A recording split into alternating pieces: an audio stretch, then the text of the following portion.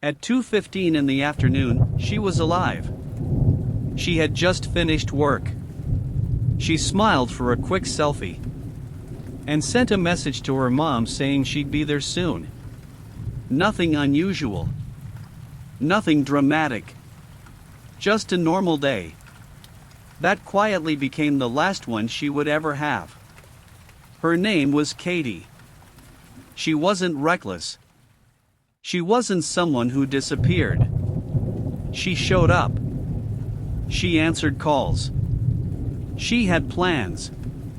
That day, she was supposed to have dinner with her mother.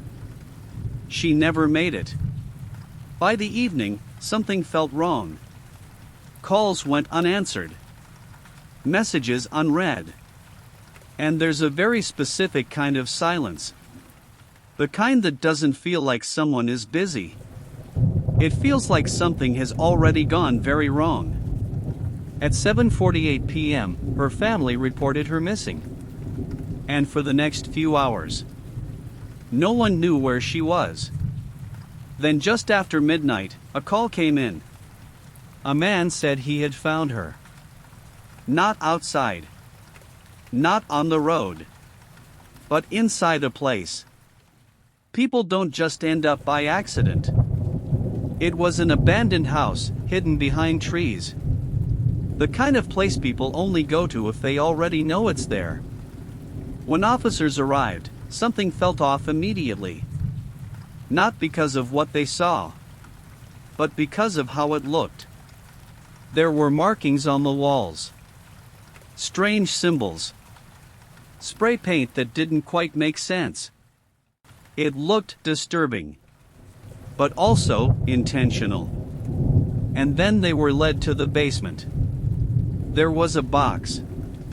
Concrete. Heavy. Sealed. When they opened it, everything changed. Katie was inside. She had been stabbed multiple times. There was no sign of a struggle. No chaos, no randomness. Her body wasn't just hidden. It had been placed. Whoever did this didn't panic. They had time. They had control. And more importantly, they wanted the scene to tell a story. Just not the real one. The man who called the police was named Wayne. A friend. Someone who claimed he went looking for her. And just happened to find her in that exact place. At first, it sounded believable. Until you think about it.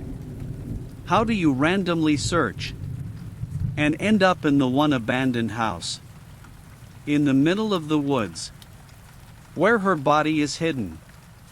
Police started asking the same question. And then they learned something else. Wayne wasn't just a friend. He had history with her. They had dated. And not long before her death, he had even been living with her. And her husband. 3 people. 1 house. And a situation that didn't make sense even on the surface. Tension. Arguments. Jealousy. Now the picture looked clearer. Or at least, it felt like it did.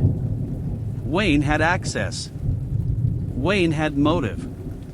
Wayne found the body. For investigators, it almost lined up too perfectly.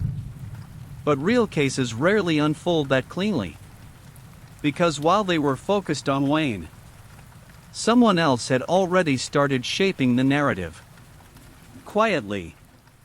Carefully. His name was John. Katie's husband. When police spoke to him, he didn't panic. He didn't over-explain. He didn't break down. He stayed steady. He talked about her dating life. Mentioned other men. Suggested possibilities without ever directly accusing anyone. And that's what made it effective. He wasn't pushing his story. He was planting one. Soon, other people started repeating the same ideas. Maybe it was someone she met.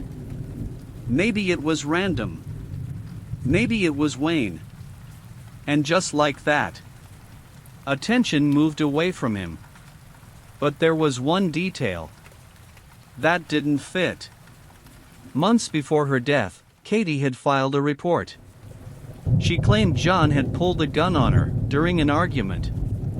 And then there was something else. Something quiet, but important. A life insurance policy. If Katie died, John would receive a significant payout. Now the story didn't feel random anymore. But suspicion isn't proof. And at this point, that's all they had. So investigators did something unusual. They waited. And then they set a trap. At her funeral. It looked like any other service. People grieving. Family gathering. Silence filling the room. But hidden inside that room were cameras. Microphones. Everything. Because they weren't just watching people mourn. They were watching for mistakes. John walked in like everyone else. Calm. Composed. He approached the casket. And then, something changed. He took out his phone and started taking pictures. Not of the room. Not of the people. Of her.